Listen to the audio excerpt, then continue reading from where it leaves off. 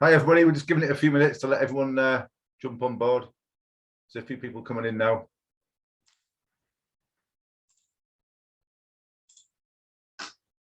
Feel free to show your faces if you so wish and say hello.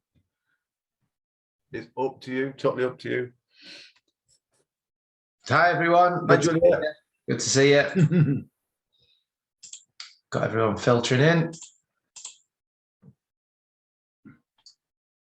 Great, all good. I think most people are in now. Yeah, oh, we've got some faces. That's it. Good to see people.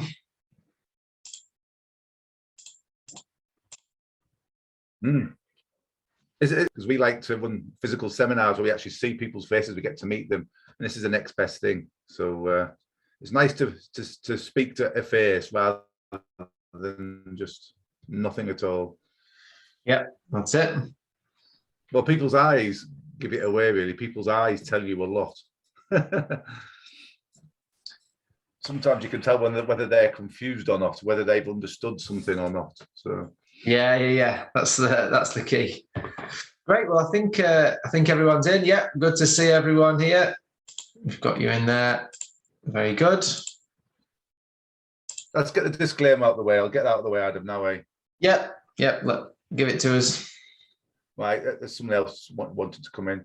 Right, just a disclaimer then, everyone. Those people that have been on here before, you'll have heard this before, but we have to say it every single time. We are not financial advisors. We don't wear suits and ties for starters, and shirts and suits and ties. We never wanted to be that, to be financial advisors. We're financial educators. We make people financially aware. We just give you the information that you should have been taught in school. We work with ex-bankers who were on the dark side, and we get a lot of information from them. They've taught us a lot, and we share that information with you. We share that information with as many people across the world now as possible, because you need to know it. You should know it. I always call, if you understand your enemy, you can fight your enemy and you can defeat your enemy. I'm ex-forces, that's probably why I speak that way a little bit. But yeah, you need to understand the system. If you want to put the ball back in your court and benefit, so you and your family to benefit and being a better place financially.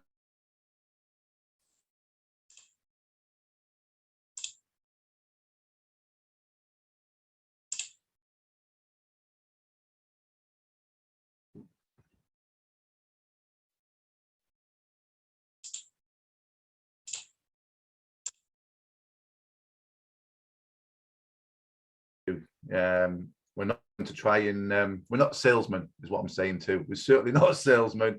We just share information with you, and you can either take it or leave it. Everything we share with you, we do ourselves for our families and our friends, and then we tell you about it. Anything I missed there, Adam, or you'd like to add? No, I think that's everything. It's yeah. I think we you know, we want to have this these times to share information, but you know, we always say we work really hard to try and do ourselves out of a job, really, so that you've got the information and you don't need us. You know, that's the whole point. Not that we're against financial advisors or anyone in that world, but a lot of the time the reliance and the emphasis is on you needing them and them telling you what to do, and then you go away and do it, and then you come back to them for the next step. Whereas we're the opposite of that. We want to give you all the information, empower you so that you can see this stuff for yourself, and that you don't need us, actually. I think that would be the kind of biggest success story, that people could say, yeah, we learned stuff from you guys and now I don't need you. That'd be like a thumbs up for us. So yeah, and just paying it forward. You know, this is the information that we wish someone taught us. Not that we're not still learning, because we are, but if someone, you know, through the years of experience just packaged it in this way, we'd be very, very grateful for it. So we're just doing what we feel we would have liked as well. So yeah, perfect. All right, add something to that, Adam. Just add something to that before you carry on. Go ahead. One big point I've realized over the years is that everybody's become too reliant on the government everybody's reliant on things that are outside of their control. And that's a big thing that we talk about so much, because we're helping people to take back control of their own futures, of their own finances, because so many people are just reliant on things that are completely out of their control and things that can be changed, and it's a detriment to you. So we're just trying to help you as much as we possibly can to take that control back and take responsibility for your own actions, because so many people are pointing the finger at the government. Well, you shouldn't be letting them control you anyway. But anyway, that's my penny worth, Adam. Sorry, go for it. Yeah, no, that's fine. That's fine. So look, we're gonna cover questions that people have sent in, and if you've got any other questions, you can stick them in the chat section, and we'll get to as many of those as we can. There's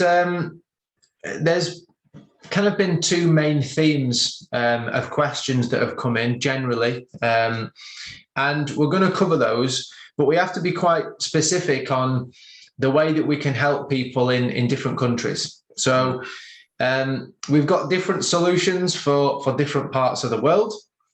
We're working really hard to make sure that we have as many solutions for as many people as possible. As you know, there's different rules and laws and regulations in each country, so it can be a bit of a minefield sometimes, but we're doing our best to navigate that. And we always want to make sure that whatever solution or option that we can bring, that it's really robust and it's kind of stood the test of time, and it's not something that's just nice and shiny and just popped up. It's not something that's just kind of something very, very new.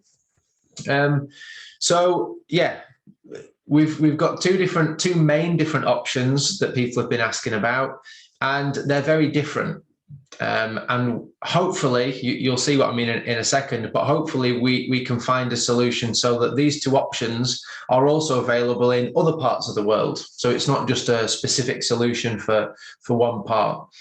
Let me just say what those things are, and then that'll become a lot clearer.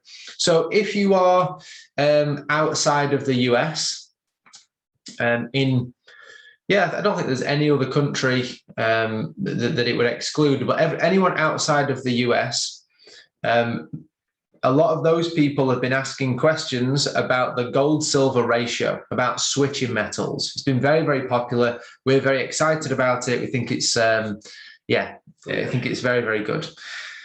If you are outside the US, that is a total option for you, and we're going to talk about that today. Because it needs to be talked about quite a few times. It's not intuitive in the way that it works necessarily. We had to hear it a lot of times ourselves before we understood it, and you need to come at it from a few different angles. If you're inside the US, then unfortunately, currently as we sit here, switching between metals is not an option that we've found that's available to you. Now, we're trying hard to kind of find a solution, but currently not available. It's very unique, Adam, isn't it? I've never heard of another company that does it. Yeah, we haven't. So we've looked at a lot. But one option that is available to people within the US, which we've not found a robust solution for outside the US, is that you can move your pensions, IRAs, 401ks into metals. And it's fairly easy to do, and it can be done fairly quickly. And you guys in the US, you seem to have the structure and the infrastructure in place to make that happen. Outside of the US, whole nother ball game. Even in the UK, where obviously where we live, we know the system probably the most here. It's difficult. So those are the two camps. I'm very sorry if you're outside the US and you want your pension in metals. Currently, we don't have a solid solution. And I'm really sorry if you're in the US and you want to switch metals, because currently, again, we don't have a solution for that. But we are working on it, and we know the gaps and the flaws with what we can offer. Well, basically, Adam, we've depended on a person's personal situation. And where they are depends on how we can help them. And we ask them lots of questions, or you do, don't you? Ask them lots and lots of questions to find out what your situation is, so we can then help you as best we can, in regard to your situation, your personal situation. Everybody's different, aren't they? Everybody's different. So what we're saying is we can help people in different ways. But we are looking at helping everybody in as many ways. In many ways as possible. Because initially, when we first started this journey, we weren't able to help people in the US at all. But now we can. Yeah. Which is really good, because so many people were worried about the pensions. So many, which rightly worried about the pensions. And we just thought, flipping heck, you know, we need to be able to help these people. So we managed to find a company, a reputable company that does that on a daily basis. That's what they specialize in. So that it was a godsend, wasn't it, Adam? It was, so we are able to help people. So we're always working at ways in which we can help everybody across the world. But obviously, it takes time to find the right companies that have got the integrity, that have got the right ethics, that are going to do the right thing by you. Because believe it or not, you will believe this. There's people out there and companies out there that are not there to do the right thing. So it's just finding the right ones. It takes a long time to find. I mean, to us to find the company that we work with in Europe, in Germany, it took us 17 months, I think it was, something like that, to find the right company. Yeah. It took us ages, Adam, didn't it? It took us a long, long time. Yeah, and we asked every question, we pressed every button, we did everything. And that's why we can, I guess, deliver what we deliver with confidence now, because you know, we've done it all. So, and that's what we want to do. So please bear with us if that disappoints you, if you're on either side of that. But that's the reasons why we do it, and I hope that makes sense, and you understand that. So first of all, let's take a look at the gold-silver ratio. I think this stuff's still interesting for people inside the US, and I'll explain how you can still use the gold-silver ratio in some way to help you decide what metals you would purchase. So I'm going to share my screen with you and just show you what the gold-silver ratio looks like, and we can then navigate through that from there. So let me just share this. But can I just say something, Adam? Just for those people who are brand new to this, this is for those people that have not seen this before. Because I'm sure there will be people that haven't seen this before, or who weren't on last week's webinar or the week before. It's basically a way of growing your portfolio a lot quicker than what you would otherwise, to get basically free metals, free gold and silver, believe it or not. And it does work. We've spent a lot of time putting this together and doing the numbers. It does work, it works really well. You can basically, the example that we showed people last week, you could get, I think it was 2.7 times more metals than what you would do otherwise. Just so you benefit just by saving in precious metals, by buying precious metals. But if you switched at certain points using the gold silver ratios in that example that we showed everyone last week, you'd have 2.7 times more. It was 2.7, Adam, wasn't it? Yeah, 2.7. Yeah. 2.7 times more gold than what you would have otherwise, or metals, depending on which one. So we'll just run over the how the gold silver ratio works, just in a nutshell, just so you can hear it another time. Like I said, we had to hear it a few times. So the gold silver, more than a few times, Adam, didn't we? We were kind of mouths open, dribbling a little bit when we first said it, because it didn't make sense. But so please don't knock yourself if you don't get this straight away. Just watch it back and watch it back. So the gold silver ratio, put very simply, asks one question. If I've got 1 gram of gold, how many grams of silver can I get for that 1 gram of gold? So that's all it is. Obviously, gold is more expensive than silver. So you take the price of gold. You don't even have to work this out. It's all worked out for you, but this is how it's calculated. You take the price of a gram of gold, and you divide that by the price of 1 gram of silver. That's it. And it gives you a number. And this number is called the gold-silver ratio. And obviously, when you've got two prices, you've got two moving parts. So as the price of gold goes up and down, that affects the ratio. You've also got the price of silver going up and down, which also affects the ratio.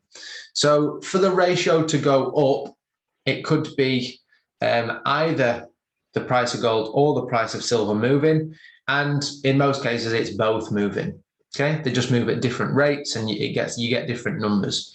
So as you can see here, the current gold-silver ratio, as we sit here right now, is 72. What that means is for 1 gram of gold, you can actually get 72 grams of silver. So for 1 gram, 72 grams of silver. That's the ratio of the prices. And the way that the ratio works is, or the way that we work the ratio, should I say, is that you switch between the metals at a certain ratio. And when that ratio moves, you then switch back. And this gives you more metals after a full kind of cycle of switching than you started with. Let me give you an example. So, James, tell me, can you see the calculator on screen? Is that on there? Not yet. Not yet. Is it not there? Let me share my screen again. Sorry, guys. Technical glitch. Can you see the calculator? Is it coming on now? Yes, it's coming on now, mate. Perfect. Yeah, so yeah. To keep it really simple, let's use 1 gram of gold. And we'll look at a ratio of 80 and a ratio of 60. To keep it really simple, you don't have to use those, but those tend to come up and work quite well. So if you've got 1 gram of gold and the ratio hits 80, that means for every 1 gram, you can get 80 grams of silver. So obviously with the number 1, it makes the calculations very easy, but you would just times by 80. And obviously you get 80. So yeah, so obviously if that number was 15 grams of gold, you times it by 80, you get another number. So you're left with 80 grams of silver if you switch 1 gram of gold at a ratio of 80 to 1 into silver, okay? So that's the first switch. Nothing's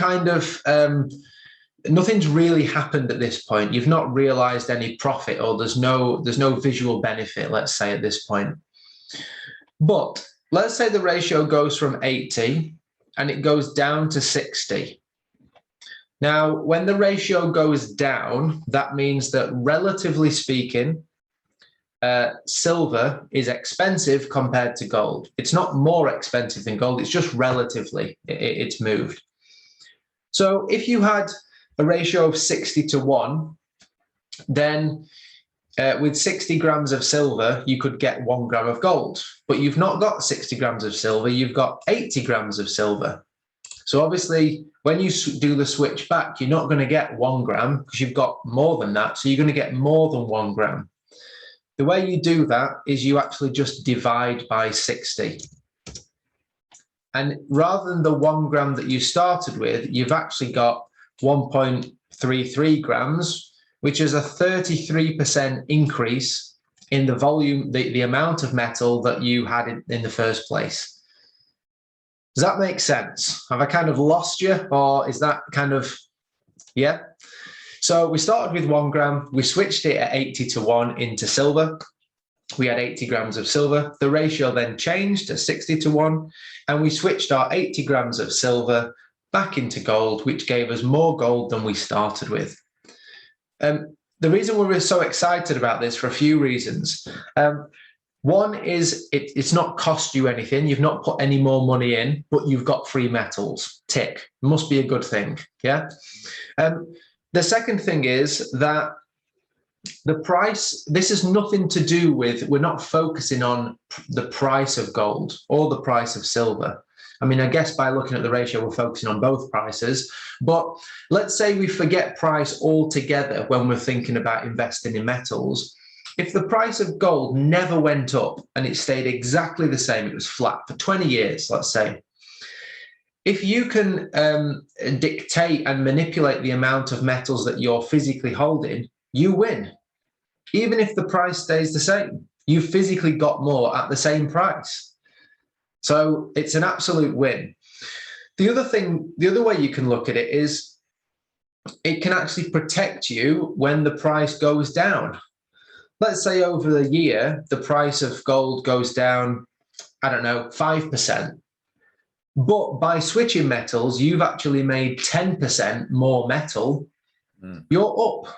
you're winning. Okay, so you can, it takes a passive investment, which gold and silver are. You just kind of buy them and sit there and let them do their thing, into it brings an active part into the investment where you can benefit from switching at certain points. Plus, over the long term, as we've seen throughout history, metals, generally speaking, go up over the long term anyway. So you are collecting more metals, which will then go up in value, and you've got more to go up. So you've got this kind of multiplier effect that's happening. And this is why we were very excited about switching between the metals and having this system fully rolled out for people to utilize. If you've got any questions about this, guys, please get them in, because it's not straightforward.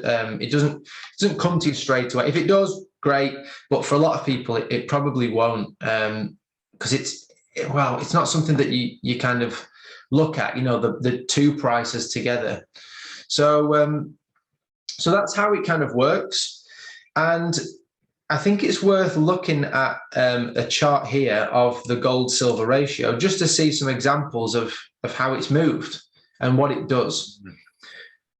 So it kind of has an equilibrium of about 65, 70, something like that. And that's been the average ratio over time, over the last 50 odd years. I think it's been 65, 70. So if it's at 100 or it's at 30, then it's kind of overextended, because it's away from that 65, 70 zone.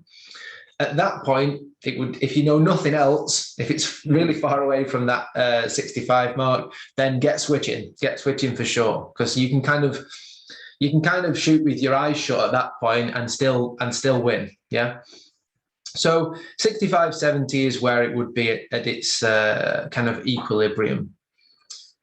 Now, if let's go for 60 and 80 as easy numbers.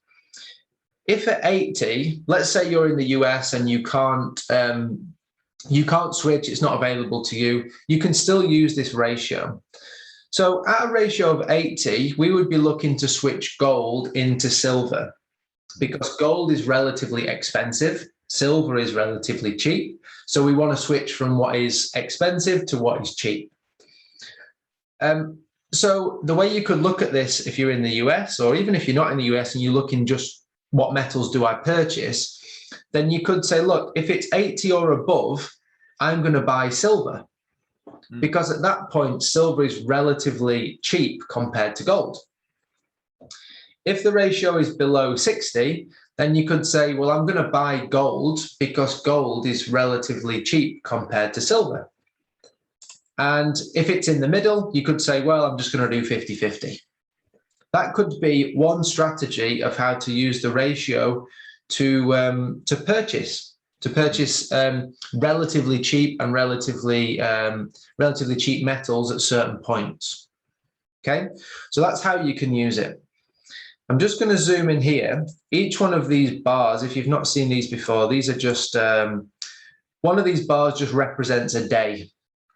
And if it's a green bar, it means it started the day here and it ended the day here. So a green bar means that it ended the day higher than when it started, and a red bar means that it ended the day lower than when it started. So that's just what the red and the green mean. Let's have a look here.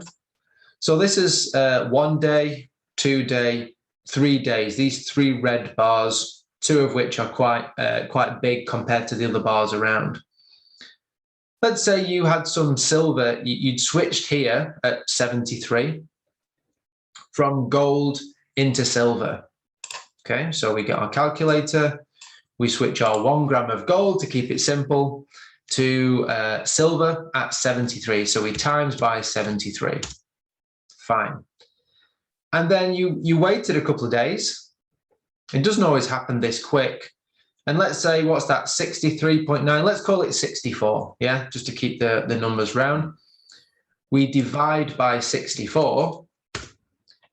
We've made 14% in 3 days. Now, as you can see, it doesn't always happen that quick. But if you get into this and you really grasp the concept, you can see these opportunities and go, well, 3 days I've made 14%. It's pretty good. It's pretty impressive. You wouldn't need to do that many times before your metals would start to grow and grow at a pretty good rate. This is just 1 gram going to 1.14, but the 14%, you can scale that up to any amount that you have. Is that making sense, James? Is there anything you need to fill in? It's the equivalent of getting your gold below market value, as we say in the property world. Yeah. That's the way I look at it anyway. Because I used to teach people how, as you know, Adam, I used to teach people how to invest in property and protect themselves from the market by adding value. And I see this as being very similar, really. If you're adding that value, you're adding that you get more metals for your money. But it's protecting you from the market, isn't it? But you end up getting your metals below market value, don't you? Below the spot price. Yeah, I guess we did talk about this actually before, and we said it's like buying a 3-bedroom house and turning it into a 4-bed house. Into a 4-bed, yeah, adding value. So you So the more bedrooms that you can add, the more that house is going to be valued at. So yeah, we're just adding bedrooms here. So that's how you can utilize the gold-silver ratio. And you can do it when it's going up and when it's going down. The beauty of this is, and I don't want to sound too starry-eyed that this, this is like the be-all and end-all, but I don't really think you can lose with this. The worst-case scenario is that you you switch from gold to silver, let's say, and it doesn't hit your ratio for a while, or it's not hit it yet. You're just sat in silver for a bit longer. That's all you're doing. You're not actually, it's not like, I guess crypto would be one example, Forex, stocks. These are not things that go to zero. They're just things that are fluctuating, and you're just sitting and waiting in one metal until the ratios hit, and then you just switch back and you're sat in another metal. So I really don't think there's a massive risk. And that's obviously a key element to this, is you want the reward, but you don't want the risk. Well, I think the risk is very small. From our point of view, I mean, we've done the numbers, Adam, haven't we? We've done so much. We spent so much time doing the numbers in different scenarios. If the metals did this, if the metals did that, and if both metals did that, and we've done so many different scenarios to look at this, to make sure we're making sense and what we're saying is right. I just want to cover one thing, and I don't want to lose anyone when I say this, but I think it's worth looking at. I'm kind of all the numbers are the way that I kind of see all this stuff, and I really like the numbers, but for some people it might not be their thing. So the lower the ratio, the less it has to move for you to make profit. Okay, so let's imagine that between please stop me, James, if I absolutely mess this up, but there is a good point here, so bear with me. It's a really good point, but obviously Adam's normally really good at explaining things anyway, so, and you can watch this back over if you don't get it. Watch it over. So as we did before, we started with 1, we times it, 1 gram of gold, we times it by the number of grams of silver, and then we, at the ratio, let's say 80-1, and then we divided it by the second ratio, 60-1, and we got the increased number of grams, of gold. Let's say, so between 80 and 60, there's obviously 20. That's the difference in the ratio. But that same 20, if it was at 180, wouldn't give you the same result. It wouldn't give you the same increase. Okay, let me show you why. So 1 times 100 and then divided by 80. Now you've only got 25% increase, not 33% increase. Even though it's still a difference of 20, it's all about the percentage difference of 80 compared to 100. and 80 compared to 60. So the higher the numbers, you can still make a good profit, 25%, still really good. But the same 20, the difference of 20 doesn't bring you the same increase. Whereas when the number gets lower, the difference, it makes a bigger difference. So look out for the extremes, but definitely look out for a lower ratio, because it wouldn't have to move very far at all for you to make a very decent return. Let me prove that to you. So let's say we had a ratio of, I don't know, 50 to 1. So we times that by 50, we obviously get 50. Then we divide that, let's say, by 30. So still a difference of 20. Now you've got 66% return.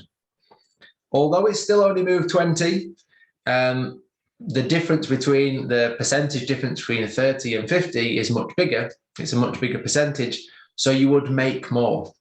So maybe that's not something for that instinctively everyone would get. It takes a bit of bashing through the numbers, but take my word for it. A gap when the numbers are lower means that you're going to make more in a shorter amount of the ratio moving. So yeah, hope I've not lost you there. If I've, just forget all of that altogether, and a difference between the ratios is all you need. Okay. Let's go to any questions that people have about the gold-silver ratio, because I think it's important that people understand and get their questions answered in their own words. Let's have a look. You can put them in the chat section, guys, if you've got any questions about this. Let's have a look. Oh, I don't think we've got any specifically about this. That either means one of two, worries me. It means one of two things. Everyone understands it, or no one understands it. I always go to the point that no one understands it. Yeah. If it was me, if I didn't get it straight away, I would just watch it over a few times. I just like to learn things in my own time. Yep. So we've had a question. What is the cost of switching? Good question. Yes, there is a cost associated with it. It's not the cost of a full buy and a full sell and a full buy and a full sell. That would make it super inefficient and not worth doing. The cost is between, and it depends which metals you switch from and to, because actually you can do this with other metals, not just gold and silver, but that is definitely for another day. It's between 5% and 8% is the cost. If you were doing just gold and silver, it would be kind of 5-6%. So you need to make sure that you're benefiting by at least, say, 6% to cover your costs. Anything above that would be profit. Which you were in them examples, weren't you? So yeah, so if you're looking at, I don't know, let's keep the number simple. Let's say you make 16%, 6% would be your cost. You'd make net of all of that 10%. So that's what you need to bear in mind. But speak to us about it individually, and we can help you do that. Has this been set up to happen automatically yet? It is coming at the end of, I think the end of September. Don't hold me to that, but I think it's that time that it's going to be coming out. That kind of time. Trust me, we'll be shouting from the rooftops when it is. We will. Yeah. So for if people want to automate this process, the company that we work with will enable this to be automated. There's a few things that you requirements, so you need to have certain amounts before you can use the automated tariff and things like that. But yes, you can totally automate it, and we'll be letting you know when it's up and running.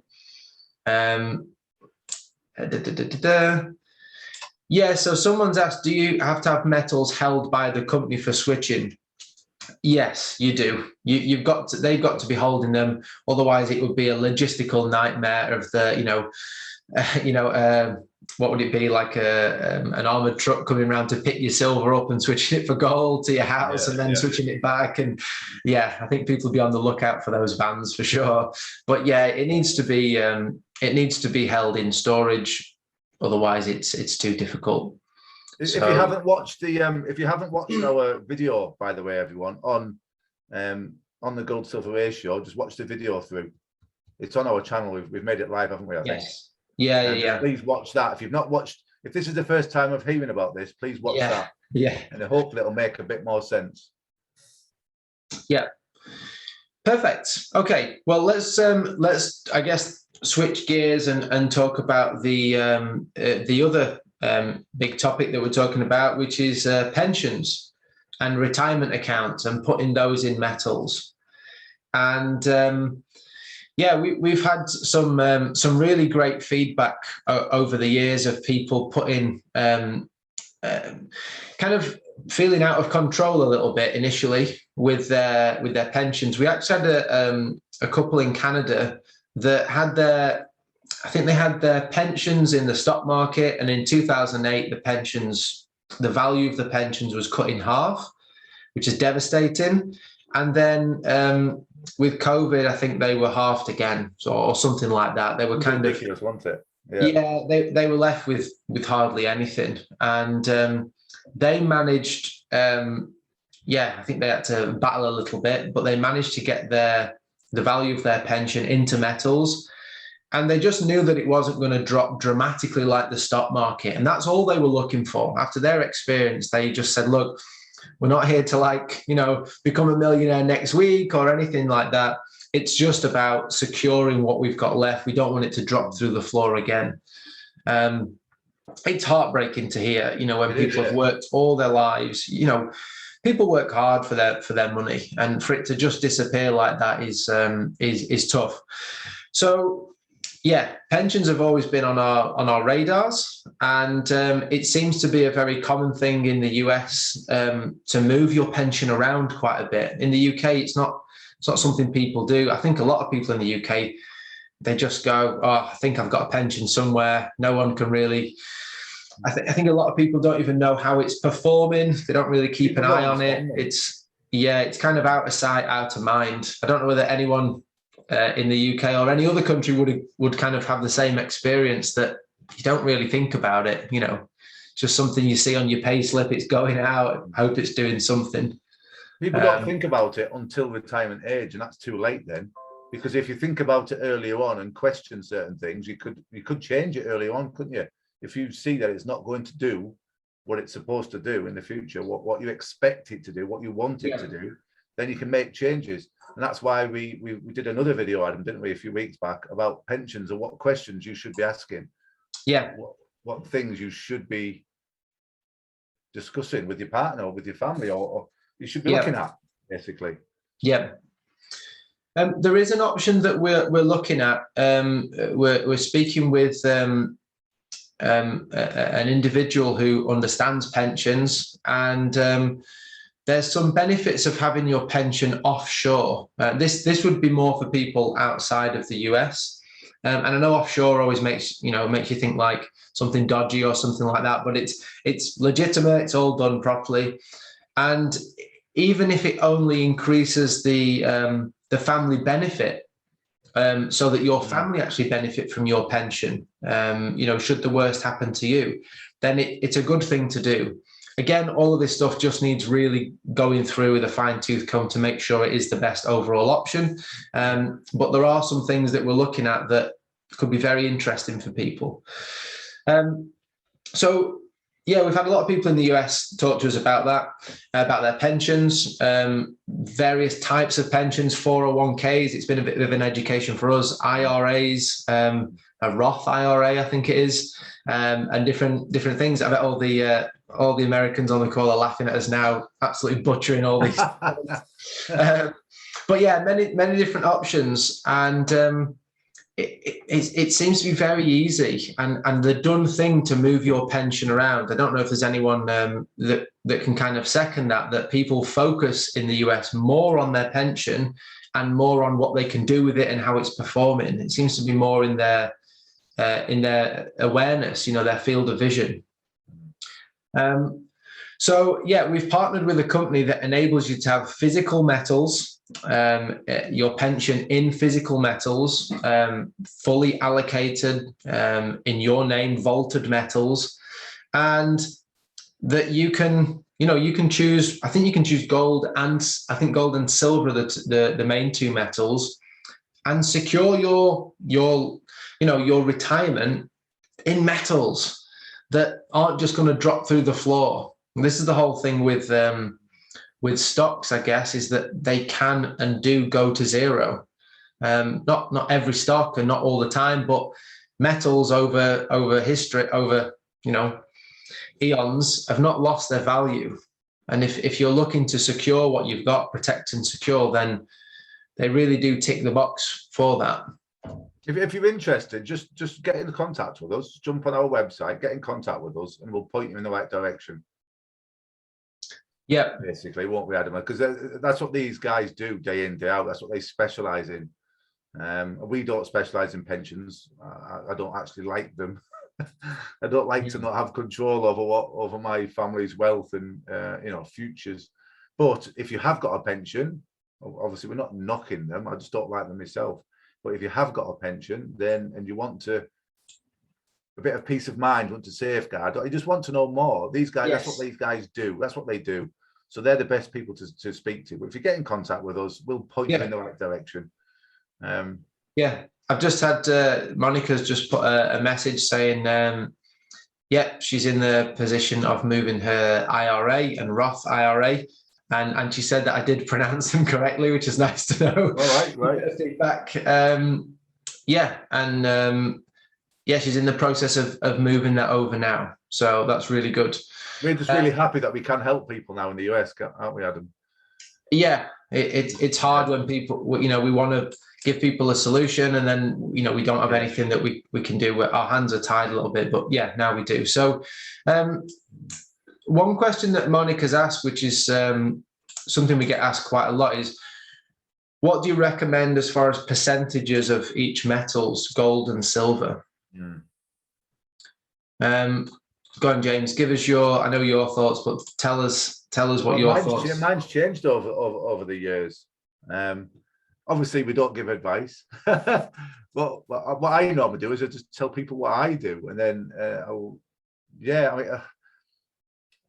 silver's a little bit, I'm saying volatile. It's not volatile really, is it, compared to crypto and other things?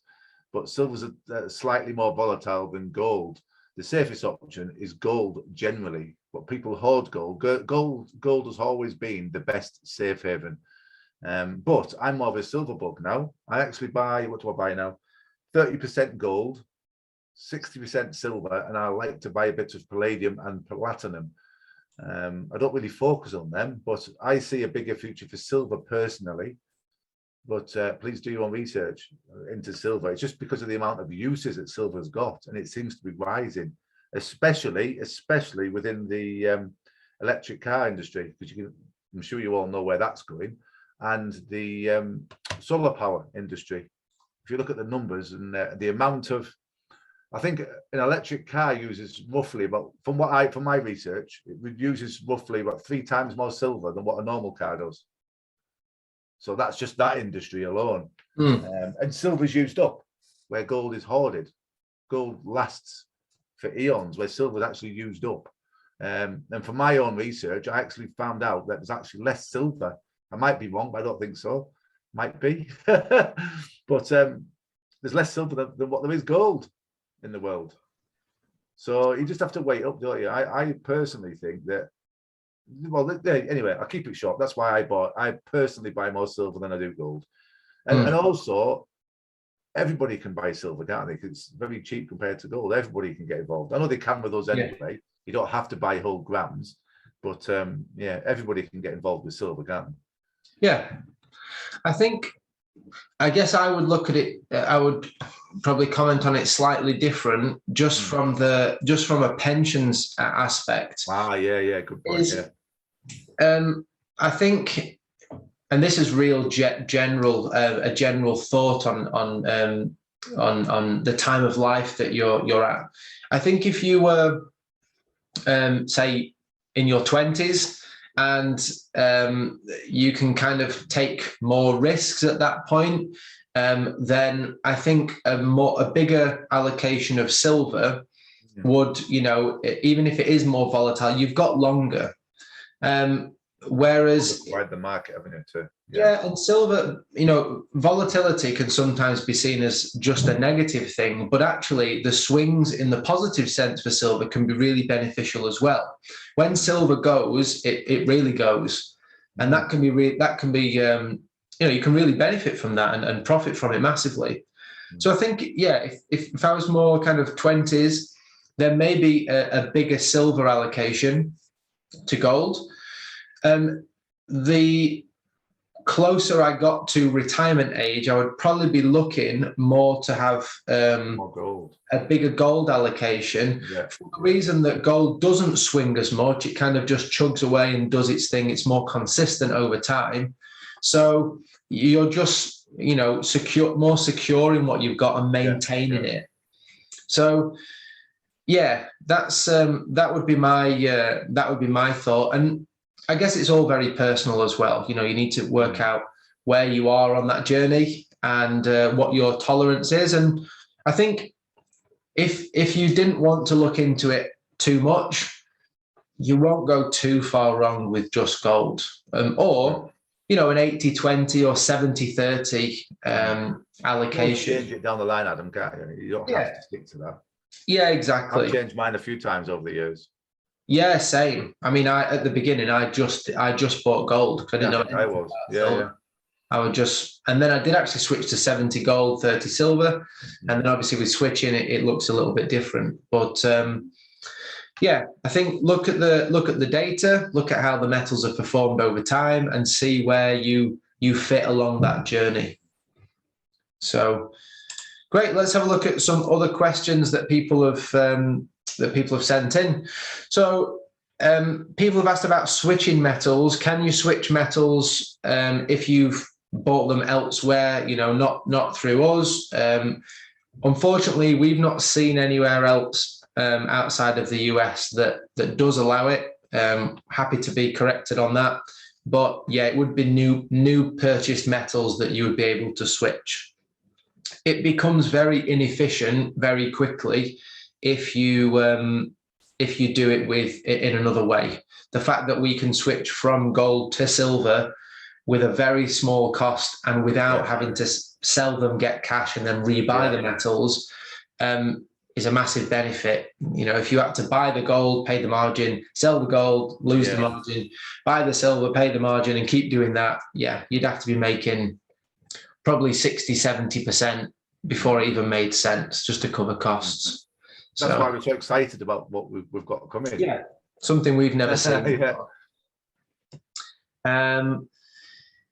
Let me just have a look. I think we've covered a lot of these questions about the ratios. Feel free to put more questions in, guys, if there's anything we've mentioned that you think I want a bit of clarification on that.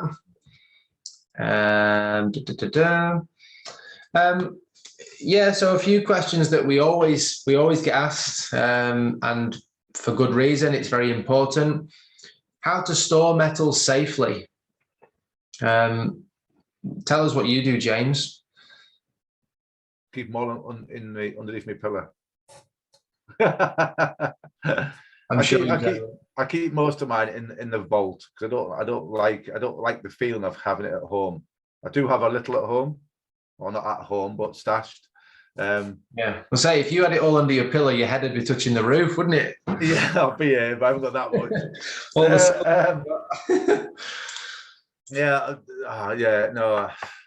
I didn't want to leave the house. I used to have a bit more than what I do now at home, but I don't like it because I never wanted to leave the house. I was always worried about it, and I feel it puts my family at risk a little bit. But you have to keep quiet if you do it. And you're not insured, are you, when it's at home? There's lots of different things to look at. Again, we're not trying to guide people down any path. We're just telling you our thoughts on it. I mean, I personally do both, but most of mine is in the vault because it's secure, it's insured, it's covered. Well, we've been there, haven't we? We've been to a vault in Germany, Adam, haven't we? We've held it. Yeah. 12.5 kilo bar. Yeah. By hand guards, yeah. So the metals that we purchased, the 12.5 kilo bar, it's 400 troy ounces, probably worth what, 700,000 US dollars, something like that, for one full bar. So get a couple of those in your pocket and you'll be sorted. The silver, I think silver's 1,000 troy ounces, which is about $35,000, something like that. Anyway, much bigger bar, 32 kilos, something like that. So yeah, very big bars. Let me have a look on here. So a couple of people have asked about coins, difference between coins and bars, which we've done a video that mentions coins and bars. Yeah, Janet's asked here about old coins. Just to go through this about different types of coins, there's two main categories of coins. One is an investment coin and the other is a collectible coin. And collectibles, like anything, you need to know what you're talking about. Otherwise, you might think, we have a show in the UK called Antiques Roadshow where people take things along and they say, I've got this old watch. Is it any good? They don't know whether they're sat on something worth £10 or, £5,000. You've got to really know what you're doing. For most people, we find that actually buying bars is the easiest and most simple, because by buying bars, you're just betting on the price of the metal. You're not kind of saying, well, I know this coin is a specific coin and it's going to be rare in a few years and it's going to be in demand and all these. There's other elements to it. Fine, if you want to put, you want to dedicate some time and effort into that, no problem. You might be able to find some real gems if you know what you're doing. But for most people, we find that bars seem to be the best and tick all the boxes.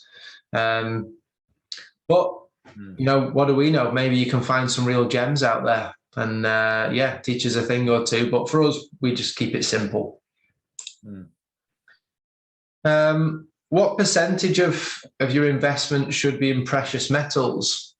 We've had this question before, actually, and there's a very, I guess, a traditional way of portfolio allocation, if you want to call it that. And people typically say 10%, but I think times have changed a little bit, and I think 10% for me wouldn't be enough.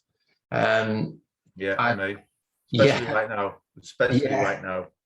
I think you've got to be flexible on that, and I think it's something that people say. And I think what you've got to look at, and we've mentioned this before, is it's not just a case of balancing out the how the items perform, whether it's stocks or crypto or whatever. It's balancing out the volatility, and that's an angle that I think a lot of people don't consider. Is that if you might say, well, I've got a balanced portfolio, I've got 50% metals, 50% crypto, just as an example. Crypto's probably 10 times more volatile than gold. So you need to take into account the volatility when looking at that. But yeah, not crypto, by the way, because I do crypto also. No, definitely not. It's just something that's popular that is much more volatile. I think it would be silly to deny that crypto is going to be part of all of our lives in some way, shape, or form if it isn't already. The main thing for me personally is not having the money in the bank. Yeah.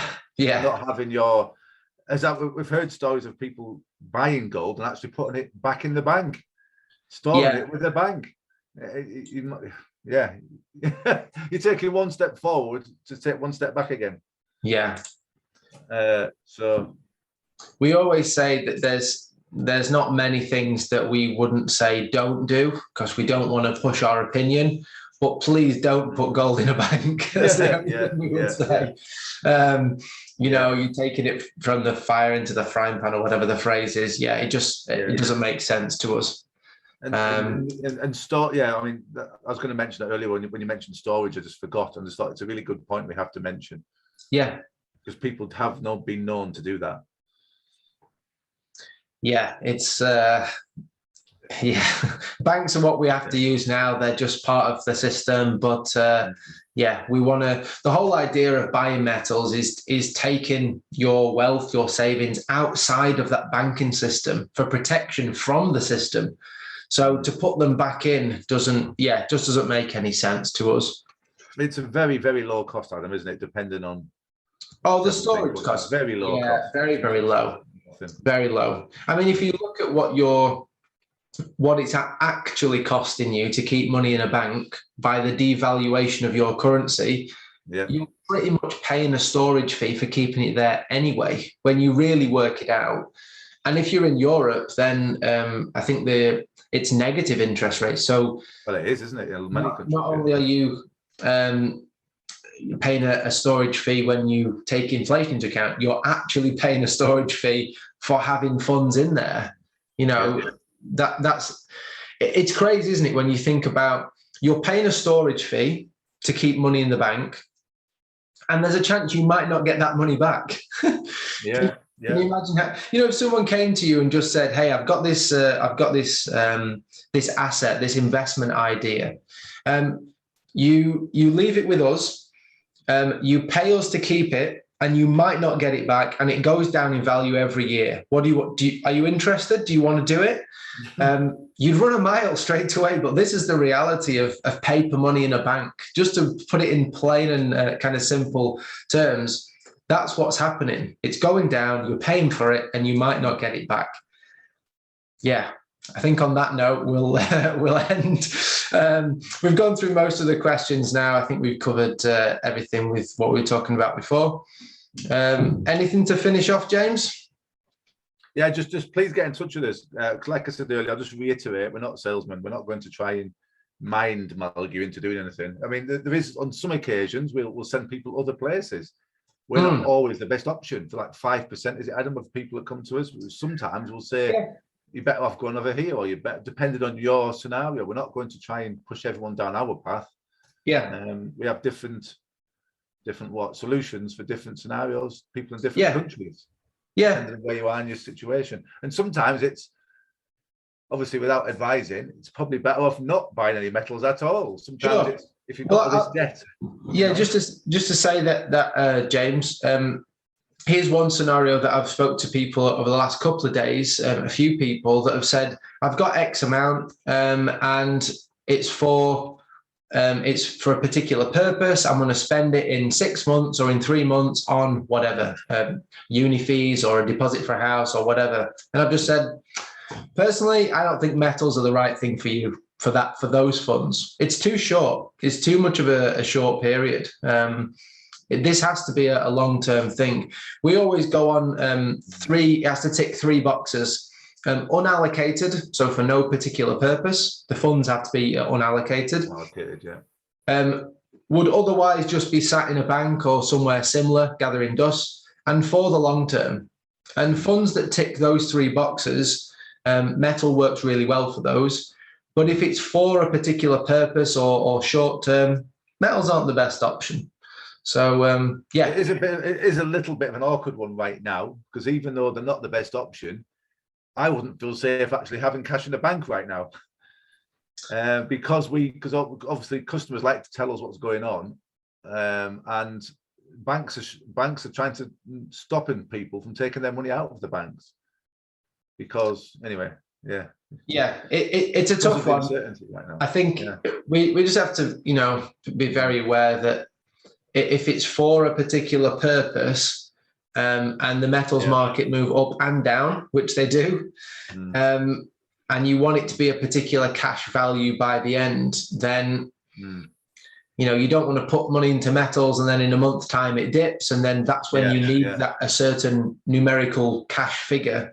But it's not one size fits all. 6 months' time, things like that, which we do get, don't we, Adam? Yeah. So perfect. Well, thanks so much, guys, for your time. We really appreciate you. Bang on 9 o'clock, which is good. I hope you've got some value from this. Please watch it again. We're going to bang it up on YouTube and BitChute. Please subscribe. We've got a Telegram channel. We've got BitChute. We've got YouTube. We stick loads more information on there as well. And if there's any way we can help you individually, please get in contact with us. We'd love to have a chat. Please forgive us if it takes us a while to get back to you, a few days. The reason for that is we like to speak to people, and yeah, it's a bit of an old-fashioned way, but we think it works really well. And just have a chat and see how we can help you. So yeah. If you've got any more questions, please just get in contact with Adam. Just jump on our website and just say hello, and we'll get back to you in some way, shape, or form. We will get back to you. Yeah, that's it. Great. All right. Well, look, thanks so much for your time. Have a good evening and weekend, and we'll speak soon. Thank you. Take care, everyone. Bye, guys.